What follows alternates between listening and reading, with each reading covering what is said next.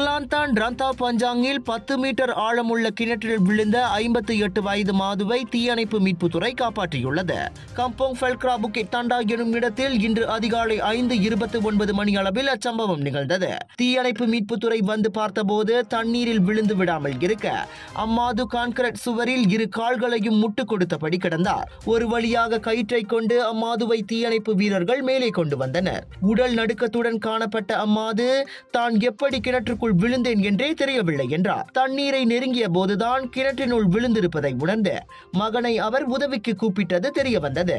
தனது தாய் மனசோர்வில் இருந்தவர் என்றும் அவரின் நடமாட்டம் எப்போதும் தங்களின் கண்காணிப்பில் இருந்து வந்ததாகவும் மகன் தெரிவித்தார். இவ்வேளையில் மனசோர்வு அல்லது மன அழுத்தத்தால் பாதிக்கப்பட்ட குடும்ப உறுப்பினர்களை முடிந்தவரை தனியாக விடாமல் அவர்களின் நடமாட்டத்தை கண்காணிக்குமாறு போலீஸ் பொதுமக்களை கேட்டுக்கொண்டுள்ளது.